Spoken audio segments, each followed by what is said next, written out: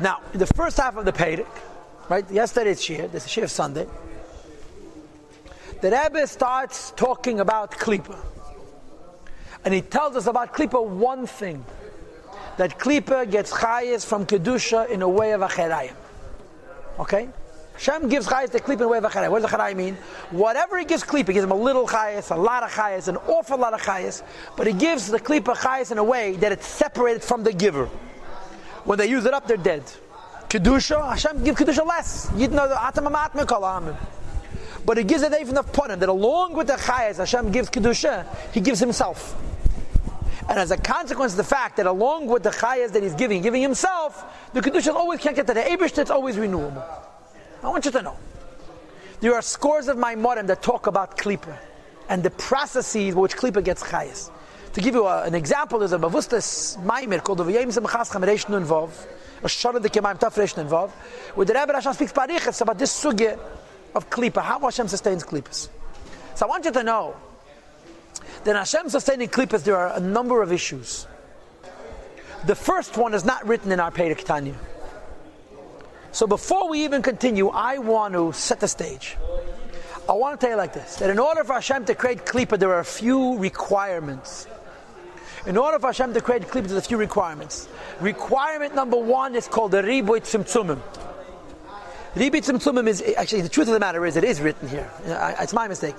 It is written here. The first point. Riboy Tzimtzumim means that Hashem gives chayes to Klippa that's very diminished. Because if Hashem gives chayes to Klippa a lot, even if it's an even of Acharayim, it'll know Hashem. It's called Eilam Atayu. So the first requirement for a Klippa realm, for a world to exist to deny its creator, is Riboy Tzimtzumim. It gets chayes from the bottom of the pile. That's Aleph. Base. Riboy Tzimtzumim is not enough. Hashem give you the tiniest bit of chayes and you can be batal to Hashem. Because it's not kamos, it's not how much you have, it's your connection. So after Riboy Tzimtzumim comes quality 2. Quality 2 is Acharayim. So the way a Klippa is created, and remember, this is all within the scheme of Shinu Elam HaKablim, our point of view, and Dibet Teda, Kaloshem the Adam Teda's point of view, the world does exist. From the point of view the world does exist, Hashem makes the chayes less and less and less. Then he turns his back called Acharayim, and these two qualities contribute to the creation of something called Klippa. What does it mean, Klippa? I live from God and deny Him. My whole reality is Him, and I insist on not needing Him. It's hypocrisy. Continues the Rebbe and he says, Vehine. Now goes Ish, we're going to continue talking about Klippa. In addition to the 2 points of Klippa we touched on yesterday's Shir. Number one, Riboy Tzimtzumim, that Hashem reduces the light a lot. Number two, in addition to reducing that a lot, there's a phenomenon called Acharayim. He turns his back, that the Klippa should get in the way, doesn't know the source. There's a third, very profound component to how Klippa exists. Ratzon Ha'el B'chinas Ponim, the will of Hashem, which means the way it's connected to Hashem's face, the Pnimius of the Eibishter. Hu Maker HaChayim is the source of life, HaMachayes Kol HaElamas, which gives life to all the worlds. Ultimately, everything comes from Hashem. Klippa also comes from Hashem. But by Klippa, we have the 2 qualities mentioned yesterday, Riboy Tzimtzumim and Acharayim. And now comes a third quality. And the third quality is as follows. Because it doesn't exist, manifest in Sitra Achar in a way called Shriya, manifest, revealed. Moreover, that even the little bit of chayas that Klippa gets from Kiddush, which is called the Riboy Tzimtzumim and Acharayim, does not manifest in the Klippa Mamish. The word makif doesn't mean surround. It's hidden from the Klippa from above. I'll explain to you what this means. In Chassidus, there's an interesting observation made. Take a neshama and put it into a goof that's dead. Take it and put it into a goof that's dead. Take a neshama, put it into a goof that's dead. If the goof comes to life, in other words, if the goof acknowledges, hey, I have a neshama, and my neshama came from Hashem, the goof can exist. Why can the goof exist? Because it's willing to admit that Hashem is giving me life. So its connection to Hashem keeps it alive. But if you take a neshama and put it into a goof, and the goof refuses to admit that it comes from Eibishter, one of 2 things can occur. A, the neshama goes into the guf and it gets swallowed up. It's called havlah. When the neshama goes into the guf and becomes swallowed up, the neshama dies. B, the neshama goes into the guf and it bursts the guf. It platzes. It cannot be. These are two options. You put chayes eliki into klipa. Either the klipa swallows up the chayes eliki, so it dies. Two different possibilities. It dies. Or the chayes eliki goes into klipa and it kills the metzias of the klipa. But the Eibishter wants chayes to go into klipa. 1 second. The chayes shouldn't die. Klipa is supposed to last not 5 seconds. It's supposed to last 1,000 years. On the other hand, the chayes eliki shouldn't destroy the klipa. So there's a solution. The solution is called makif. Makif means as follows. In addition to point 1, that to create a klip you have to have ribui tzimtzumim. In addition to point 2, I still know your conversation. In addition to point 2, that after the ribui tzimtzumim there's acharayim. There's point 3. You know what point 3 is? The little bit of chayas that klipa gets. That it gets, and even of acharayim, never goes into the klipa itself. Because if it would go into the klipa itself, either it would destroy the klipa, or the klipa would destroy it. In other words, there's a weird relationship between klipa and its own life. I'll tell you why. What is the life of klipa? Hashem. What is the reality of klipa? I deny. There's a conflict. You're living off God and your whole identity is to deny Him. How do you do that? So the Rebbe says the Eibishter gives chayas to klipa, but the chayas and the klipa never merge. Because if the chayas and the klipa would merge, either the klipa would kill the chayas or the chayas would kill the klipa. In other words, either God would kill the denial or the denial would kill God, godliness. So the solution is that Hashem puts chayes into klipa and it never merges, which explains a weird concept. And that is that it says in Kabbalah that in Kedusha there's 10 and in klipa there's 11. Das steht. The place where you see it in Yiddishkeit is the 11 Samamone Akteres, which corresponds to Shalosh Kibuzat Meis Lagami. The Akteres had 11 meaning, not 10. And the 11 is called Chelbuna. Chelbuna is representative of Shalosh Kibuzat Meis Lagami. Why is Klipa in the number 11? Because you have the same 10 spheres you have in Kedusha, and the 11th is the Chayas. The neshama of Klipa doesn't become one with the guf of Klipa, because then either it would kill the guf or the guf would steal an effect that the neshama should die. So you have a weird phenomenon. Klipa is very strange. Why is Klipa very strange? Klipa is strange because it's living off God and denying Him. How can you live off God and deny Him?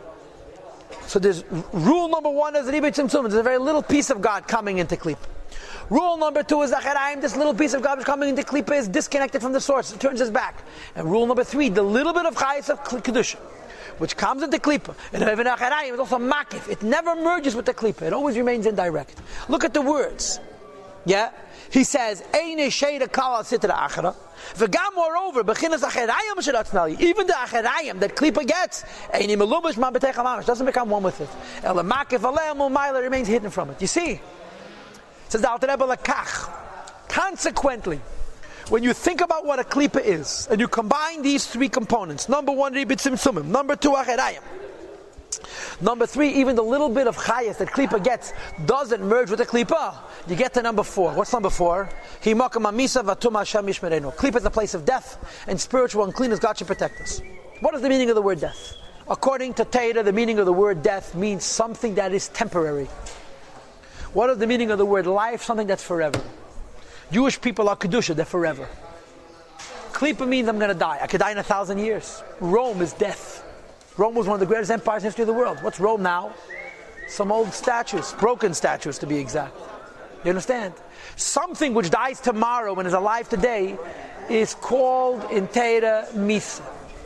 The criteria of Klipa, what makes Klipa is it's not forever. Why is it not forever? Because it's not linked to the one who is forever, with a capital O and a capital W, the Eibishter. Why is Klipa not linked forever? Because of ribui tzimtzumim and acharayim and makif. So when you see a Klipa that right now looks so viable, so dynamic, and so forever, you're looking at death, because it's going to die tomorrow. Because even the little bit of light and life that it nurses and it receives inside of itself from the back of Kedusha. Now let's repeat again. Actually, when the Rebbe says the Acharayim, he means 2 things. Number 1, Ma'at Mize'ed. Ma'at Mize'ed is the first point, called the ribui tzimtzumim.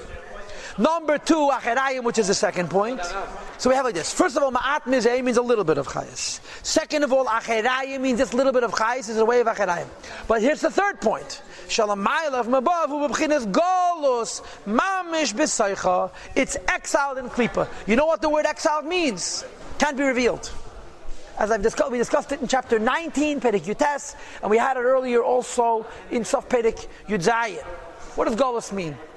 Golus doesn't mean you're suffering. Golus means you can't express yourself. The little bit of Chayas, that's point 1, that comes from Klippa V'Cherayim. Point 2 is Golus. Golus means you can't express yourself. Klippa is able to be Klippa because Hashem cannot express himself in the Klippa. The fact that this life comes from Hashem, Klippa is never going to know. According to the mystical secret of the Shechina being in Golus, which was discussed in Perek Yutes and so forth. So the Rebbe is saying you have 3 inyanim in Klippa. Riba Tzimtzumim, Acherayim, and a Helim, which is also called Golus. And therefore, Klippa is death. Why is it death? It refuses to let Hashem be revealed. Refuses to let Hashem express itself. In other words, it refuses to say thank you to the hand that feeds it. So it will die. It's not renewable. Says the Rebbe Valachain, and when you combine these 3 ideas, you understand why Nikra B'Shem Elokim Acherim. Klippa is called the Eibishter and the Eifon of Acherayim. In other words, Riba Tzimtzumim Acherayim and the Helim / Golus quality define what Klippa is. And now the Alter Rebbe says, I want you to know Shehi Avodah Zarah Mamish. Klippa is Avodah Zarah. 2 Mitzvah Perek Chav Daled, 2 paragraph from now, is chapter 24. When we get to Chav Daled, we're going to have a mantra. You know what means a mantra? A statement we're going to repeat 1,000 times. The statement is these words, 6 times, not 1,000 times.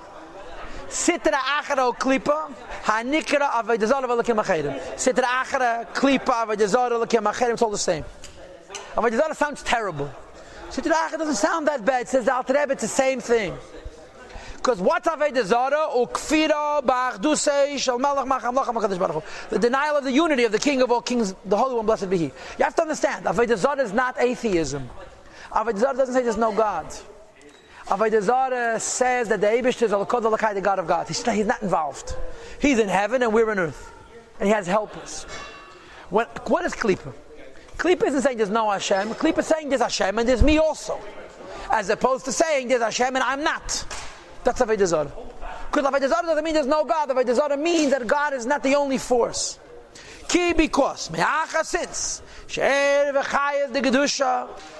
the light and life of Kedusha, who b'bchinas Golus is my translation of the word Golus. It's hidden b'teicha on the Klippa. It cannot be revealed. What happens when the Chayes Elokiyah reveals itself in the Klippa? Either it kills the Klippa kills it. Eina b'teila klal. Klippa is therefore not bottle. L'gabe Kedusha HaKadosh Baruch Hu, to the holiness of Hashem.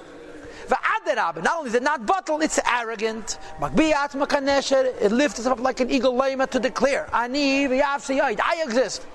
And besides me, there's nothing. As the pasuk says, I made the river made me, and I made the river. It's a combination of a number of psukim in Yecheskel, which is a reference to Sancheirav Melech Asher, who was a Eved of Avodah Zarah, and he had this circular reasoning. Maybe God made me, but I don't need God anymore. Verstehst? So, the result of the fact that Kedusha Hashem cannot be revealed in Klippa. Klippa acts arrogant. Klippa acts like a balgaiva, like a yesh, separate from the Eibishter. That is Avodah Zarah. For the Gemara says, Shegasas haruach, that gaiva is shkula k'Avodah Zarah mamash. It's the same thing as Avodah Zarah. Ikir v'sheiresh Avodah Zarah hu. What is the core and root of what Avodah Zarah is? It's not that there's no God, but rather mashanech shavadav b'fnei atzma, that you consider yourself an entity unto yourself. Nifrad, which is separated, Migdushasa shall makim, from the holiness of Hashem. For like kafeda b'Hashem legamri. Avodah Zarah doesn't mean there's no God, called atheism. Because the Gemara states explicitly the Kadal Ela Kadal Lakaya. If they ever refer to Hashem as the God of gods, Ella. What makes Avodah Zarah is simply Shagam Hei Machshivim Atzmom. They say God Taka exists, but I exist also. Leyesh, as an independent entity, V'David as a thing V'Fnei Atzmi unto itself. Ubazeh, and as a result, Mafridim es Atzmom, they separate themselves from the holiness of Hashem. And there's 2 points here. They don't have bittul, and the Shechina doesn't rest. They therefore don't have the Kedusha of the Eibishter. Because they're not bottled to Hashem. Like the Rebbe said in Peirik Vov. And he repeated it again in other prakim. Because the holiness of Hashem cannot rest. The keli for Gila Lakus is bittel. The result of the bittel is the Gili of Alakus called Shechina or Kedesh Alien called Chochmah. Klippa refuses to have bittel, the Shechina cannot rest. The Eibishter is there and gives them life. It's in Golus and in Helam. That's why it's called mountains of separateness in Zayed. It says it's a denial, not in God, but in the unity of God. Hamitis, which is true. That the truth is the Kulak Megalachashiv. Everything but the Eibishter is nothing. Moreover, a bottle by Emesley is Barach. Not only is it like nothing, it's nothing mamish, because the Tzimtzum is like Yibshute. Ulatani into his will, Hamachayas Kulama gives life to everything, Umahaven creates them, Oisa Mayayin Layesh, a state of non-existence, a state of existence, Tamid. And Klippa's saying, I am, is denying the idea of Achtas Hashem. So Chaf in the first half of Chafalov said everything is God. Second half of Chafalov and Chabay says, from our point of view, we exist to the extent that through Ribet Tzimtzumim and Acherayim. In Helam, you have Avodah Zarah. Avodah Zarah doesn't say there's no God. Avodah Zarah says, I am independent from God.